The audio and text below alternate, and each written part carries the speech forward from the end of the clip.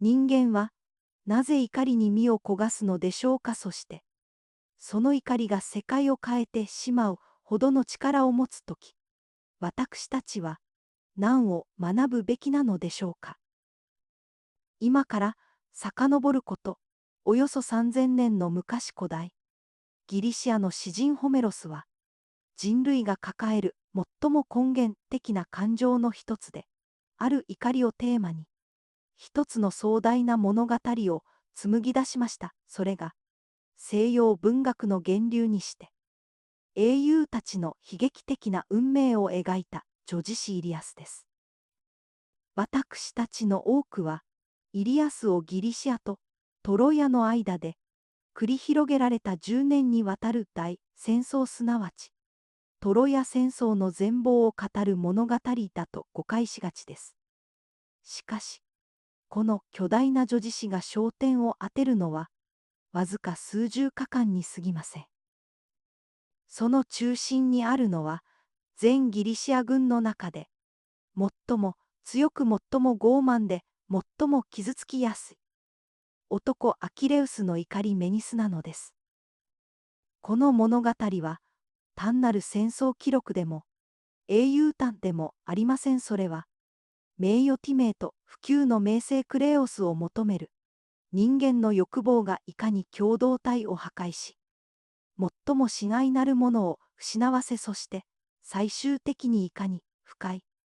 悲嘆パトスへと昇華されていくのかを描く壮大な心理劇であり、哲学的な探求なのです。現代を生きる私たちにとってイリアスは単なる古典以上の意味を持ちます。組織におけるリーダーのエゴがいかに全体を危機に陥れるか、あるいは絶対的な力を手にした人間がいかにして理性を失い獣へと出していくか、そしてその果てにいかにして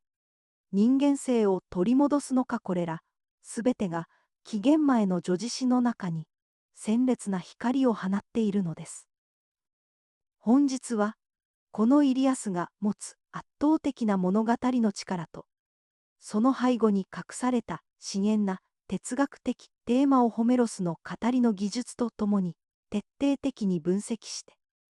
参ります。アキレウスの怒りがたどった軌跡を追いながら、古代の英雄たちが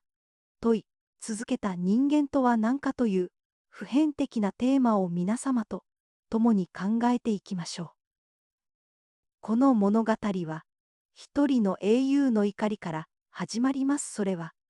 軍全体の権威を握る王と個人の名誉を何よりも重んじる戦士との間で起きたあまりにも個人的な、そしてあまりにも破滅的な衝突でした。アキレウスの怒りがどのようにして運命を揺るがし友を失い敵を打ち破り、そして最終的に敵の父との涙の抱擁へとつながっていったのか、その壮絶な道のりを紐解いていきましょう。ホメロスの時代、この女児詩が成立した紀元前8世紀頃のギリシアは、交渉の伝統が中心でした文字が広く普及する以前吟遊詩人アオイドスは、この長大な物語を聴衆の前で口調とリズムに乗せて暗唱しました。このためイリアスの文章は繰り返し用いられる定型句例、足の速いアキレウス、人々の牧者アガメムノンや厳格な韻律ダクチュロス、ヘクサメトロスによって構成されています。これは女児詩を記憶しやすくするための技巧であり、同時に物語の核となるテーマを聴衆の意識に深く刻み込むための強力なツールでもありました。物語の舞台となるのはミケーネ文明を背景とする貴族的で多神教的な戦士社会です。この社会において人間の存在価値は戦場での武功によって証明されます。そしてその武功がもたらす最大の報酬こそがティメーとクレオスでした。ティメー名誉とは戦士の価値が社会的に認められた結果与えられる具体的な報酬や敬意を指します。一方クレオス、名声は、死後も永遠に語り継がれる不朽の栄光です。モルタルである人間にとって。このクレオスこそが、ただ一手に入れられる不死でした。アキレウスは、この二つの価値を極限まで追求した英雄でした。彼は、長生きしつつ無名で、終わる人生か短命ながら、永遠のクレオスを得る人生かという究極の選択をすでに受け入れています。彼にとって、ティメイのダッシュは、そのクレオスへの道筋が否定されることと同義でした。そして、この英雄たちの行動を常に背後から、あるいは正面から、操っているのがオリンポスの神々です。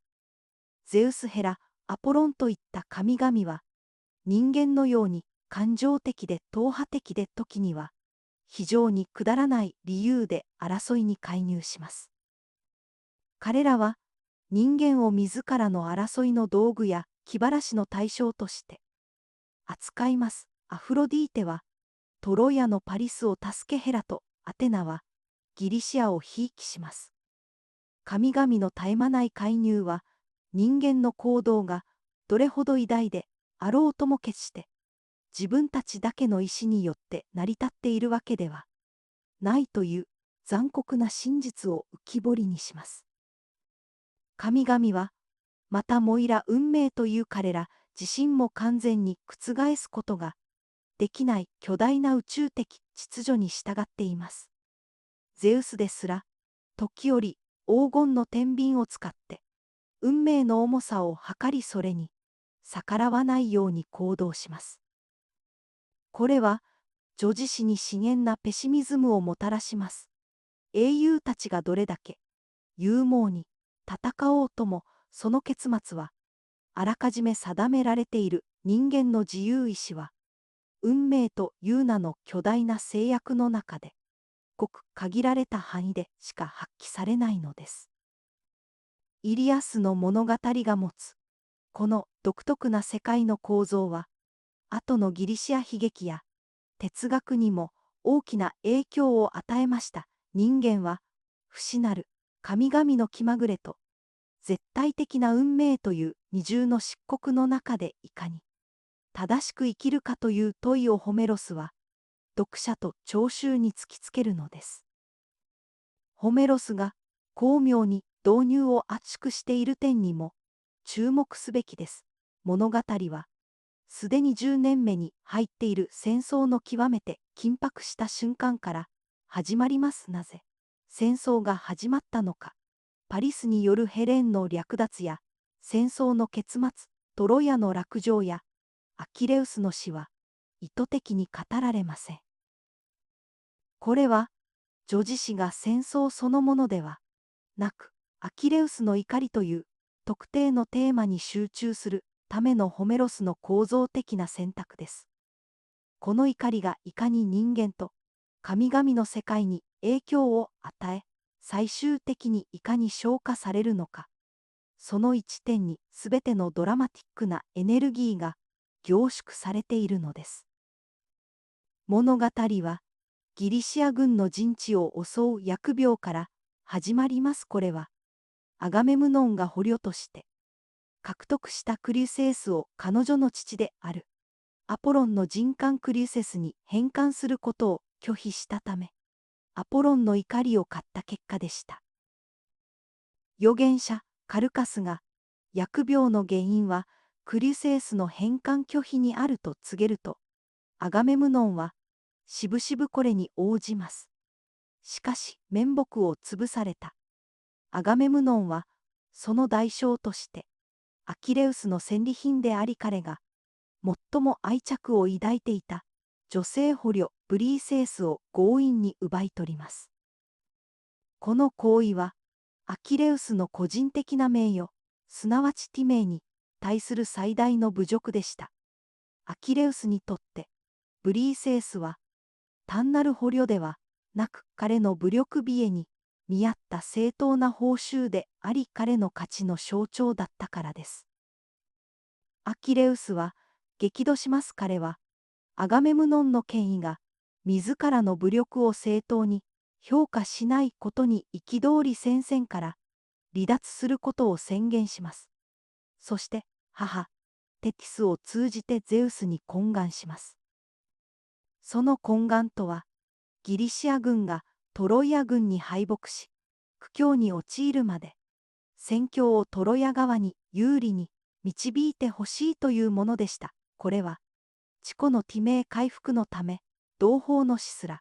厭わないというアキレウスの怒りの恐るべき自己中心性を物語っています。ゼウスは、テティスの願いを聞き入れギリシア軍は、アキレウスの離脱後、すぐに劣勢に立たされます。特にトロヤ側の英雄ヘクトルの活躍は、目覚ましく彼は、ギリシア軍の防壁を破り船団に火を放つ寸前まで追い詰めます。このギリシア軍の苦境は、ホメロスが遅延技法リターディング・コンベンションと呼ばれる手法を用いることで、その深刻さが強調されます。例えば、戦闘中に長大な家系図の記述や、アガメムノンがアキレウスに送る和解の使節談ブック Q など、物語の進行を一時停止する場面が挿入されます。使節談は、ブリーセースの返還に加え、莫大な財宝と娘との結婚さえも提示しますが、アキレウスは、これを完全に拒絶します。彼は、自分の名誉は金銭で買えるものではないと主張し怒りが癒えるまで、戦わない姿勢を貫きます。この拒絶は、英雄の価値観における決定的な亀裂を示しています。アガメムノンは、ティメイが戦利品という物質的な形で表現されるべきだと考えましたが、アキレウスは、ティメイは自己の武力に内在するものであり、外部からの価値づけは無意味であると悟り始めていたのです。アキレウスの怒りが続く中事態は、悲劇的な転換点を迎えます。ギリシア軍の窮状を見かねたアキレウスの親友パトロクロスが、自ら戦場に出ることを懇願します。パトロクロスは、アキレウスから借りた神々が鍛えた輝かしい鎧を身にまとい、ミュルミドン軍を率いて戦場へ出ます。彼の登場は、ギリシア軍に一時的な士気の高揚をもたらし戦況を押し戻します。しかしアキレウスからトロイアの城壁に近づくなという厳命を受けていたにもかかわらず、パトロクロスは勝利の勢いに任せて進撃を続けます。これは彼の中のヒュブリス傲慢が生んだ悲劇的な誤算でした。結局、パトロクロスはアポロンの神の力によって無防備にされ、エウフォルボスの槍に撃たれ、そして最後にトロイアの最大の英雄ヘクトルによって決定的な一撃を受けて絶命します。パトロクロスの死は物語全体を一変させます。アキレウスの怒りはもはやアガメムノンに対する名誉の回復ではなく、親友を殺したヘクトルへの絶対的な復讐へとその性質を変えるのです。悲嘆に暮れるアキレウスは復讐のために戦場に戻ることを決意します。彼の母テティスはタンヤの神ヘーパイストスに新しい鎧の製作を依頼します。ここでホメロスは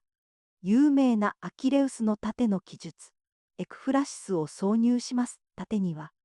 平和な都市戦争中の都市農業の風景祝祭の様子など、コスモス宇宙と人間社会のあらゆる側面が精巧に描かれていました。この盾はアキレウスが戦う理由となる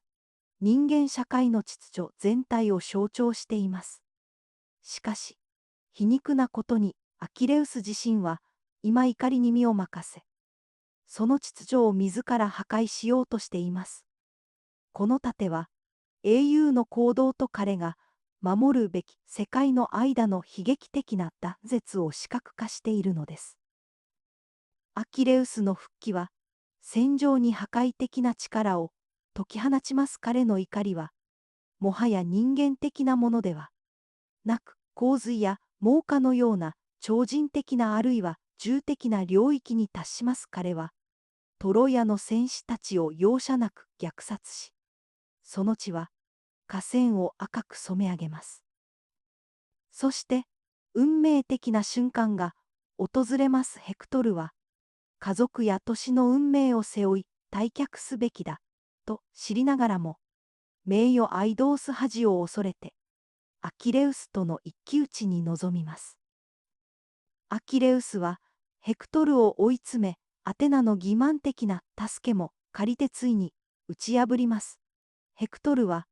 遺体を家族のもとに返してほしいと懇願しますが、アキレウスは冷酷にこれを拒否します。ここから、アキレウスの怒りは、単なる復讐を超えた、自己破壊的なサディズムへと変貌します。彼は、ヘクトルの両足の剣を切り戦車に、くくりつけ、トロヤの城壁の周りを引きずり回します。この遺体、冒涜の行為は、ホメロスが示す英雄的行為の限界点です。戦場での殺戮は英雄の定めですが、死者の尊厳を奪う行為は、神々が定めた普遍的な秩序すなわち、テミス、普遍的法に対する冒涜とみなされます。神々ですら、このアキレウスの狂気に満ちた行動に心を痛めます。特にアポロンは、アキレウスが人間の道徳を超越していると非難します。物語の構造は、この激しい怒りの描写を通じて、英雄主義の二面性を徹底的に探求します。アキレウスの無慈悲さと、ヘクトルが体現した市民的責任感と家族への愛、この対比こそが、イリアスの悲劇性を深めています。ヘクトルは、アキレウスのような神がかり的な力は持ちませんが、彼は市民であり夫であり父でした。彼は個人的な名声よりも年の存続と妻アンドロマケと幼い息子アスチアナクスの安全を優先しました。しかし最終的にヘクトルは年の外で戦うという運命を選択します。この決断は彼を英雄の頂点に押し上げましたが、トロヤの運命にとっては致命的なものとなりました。ホメロスの語りの特徴は、戦場における残酷な描写に自然界からの詳細な比喩シミリを頻繁に挿入することです。例えば戦士が嵐のように突進する様子や、ライオンが獲物に襲いかかる様子が描かれます。これらの比喩は物語のテンポを緩めるだけでなく、戦闘の凄惨さを一時的に忘れさせ、人間の行動をより普遍的な自然の力や牧歌的な生活のイメージと対比させます。この美しさと暴力の対比こそが、ホメロスの叙事詩に単なる戦闘記録を超えた深い詩的パトスと倫理的距離感を与えているのです。読者は暴力の残酷さを目撃しながらも、その行動の背後にある普遍的な人間の情熱を感じ取ることができます。物語の最終章ブック24こそが、イリアスの真のそして最も感動的なクライマックスです。ゼウスはアキレウスがヘクトルの遺体を冒涜し続けることに見かねて、ヘルメス神を遣わしプリアモス王に身代金を持ってギリシア陣営へ向かうよう命じます。プリアモスは敵陣深くに一人で乗り込むという王としての最大の勇気と父としての深い悲しみを携えてアキレウスの天幕を訪れます。彼はアキレウスの足元にひざまずき殺された息子の遺体を返してほしいと懇願します。プリアモスはアキレウスに訴えかけます。アキレウスよ、お前の父、ペレウスのことを思い出してくれ。私と同じようにおいて息子を失うことを恐れているお前の父のことを。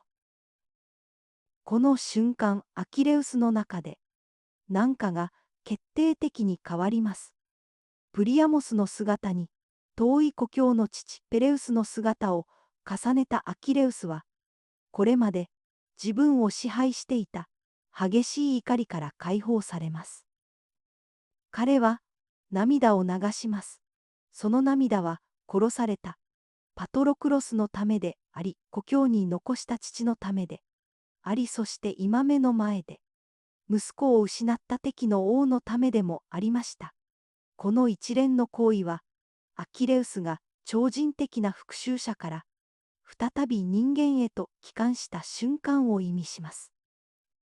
アキレウスは身代金を受け取り、ヘクトルの遺体を決済させ、丁寧な装束で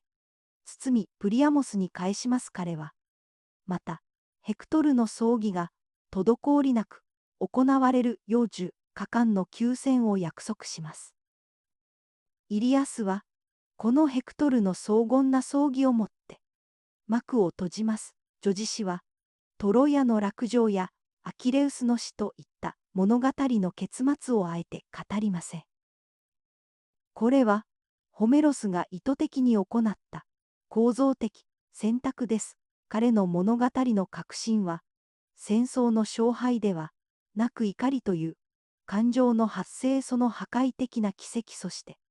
最終的な共感パトスによる浄化にあったからです。この最終的な和解のシーンは